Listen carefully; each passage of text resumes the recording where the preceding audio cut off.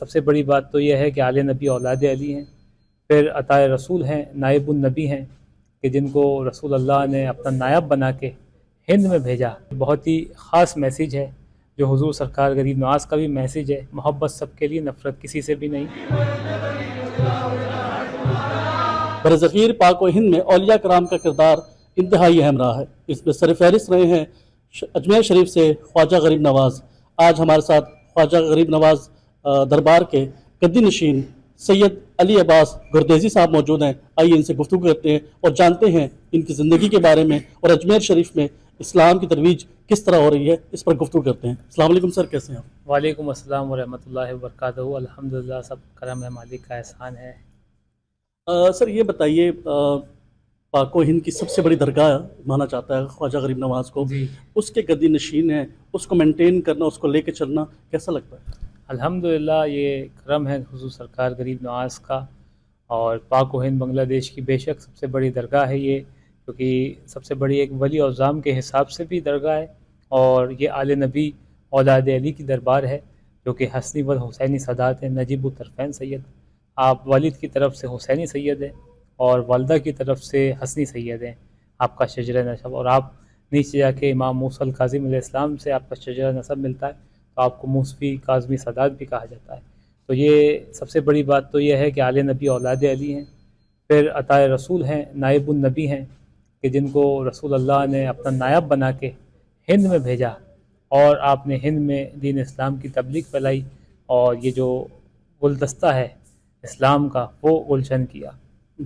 اچھا یہ بتائیے کہ آپ وہاں پر ریگولر وہاں ہوتے ہیں تو کتنی بڑی تعداد میں لوگ جو آتے ہیں، اور کیا اس میں صرف مسلمان لوگ آتے ہیں یا دیگر غیر مذہب کے لوگ بھی آ کے اپنی منتیں مانگتے ہیں اور اپنے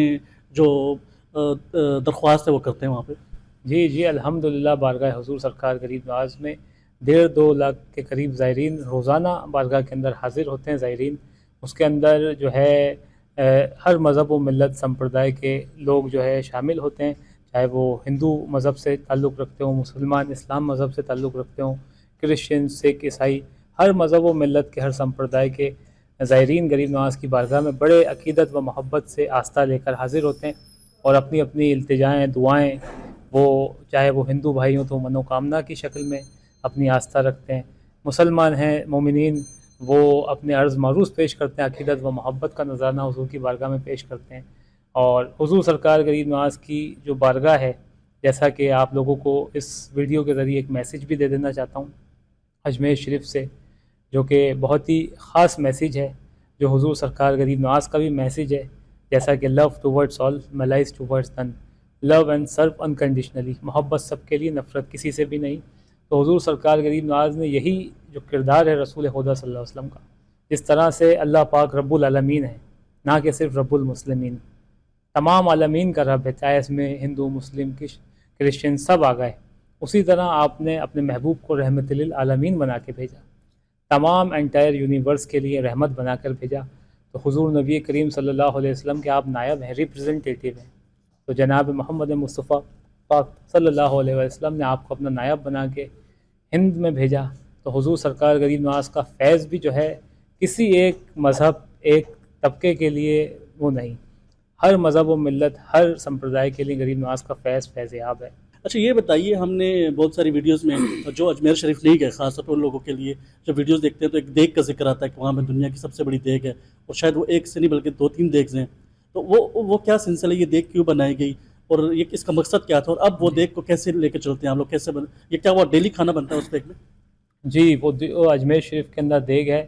وہ دراصل دنیا کی سب سے بڑی دیگ ہے، جس کے اندر 4800 kg میل پکتا ہے، وہ بھی ایک وقت میں، اور ایک جو ہے چھوٹی دیگ ہے جس کے اندر 3200 kg دیگ بنتا ہے۔ اجمیر شریف میں ٹوٹل 2 دیگیں ہیں، ایک اکبری دیگ کہا جاتا ہے جس کے اندر 4800 kg، اور دوسری جو ہے جہانگیری دیگ۔ یہ واقعہ کچھ اس طرح سے ہے کہ اکبر بادشاہ جو مغل ایمپرر جلال الدین محمد اکبر ہیں، وہ اولاد کی مدد مانگنے کے لیے، اولاد کی دعا کرنے کے لیے اپنے پیر و مرشد، اس وقت جو ان کے پیر و مرشد تھے، جو فتح پور سیکری میں آپ کا مزار ہے، شیخ سلیم چشتی رحمۃ اللہ علیہ، تو آپ ان کی بارگاہ میں گئے اور اپنے پیر و مرشد سے عرض کرتے ہیں دعا کے لیے، اولاد کے لیے۔ تو شیخ سلیم چشتی رحمۃ اللہ علیہ کہتے ہیں تمہیں ہیڈ آفس جانا پڑے گا، تمام ولیوں کے ولی بارگاہ حضور سلطان الہند عطائے رسول مولا غریب نواز سرکار کی بارگاہ میں جانا پڑے گا یہ عرضی لے کر، کیونکہ وہ ایسی بارگاہ ہے جہاں پہ کوئی بھی مانگی گئی دعا بارگاہ رب العالمین سے رد نہیں ہوتی، کیونکہ غریب نواز سرکار وہ اللہ کے محبوب ہیں کہ آپ کی بارگاہ سے مانگی گئی دعا کبھی رد نہیں ہوتی بارگاہ الہی سے، کیونکہ آپ کو آپ کے پیر و مرشد کی بھی دعا ہے۔ تو جب شیخ سلیم چشتی رحمۃ اللہ علیہ نے اپنے مرید سے یعنی اکبر بادشاہ سے کہا تو اکبر بادشاہ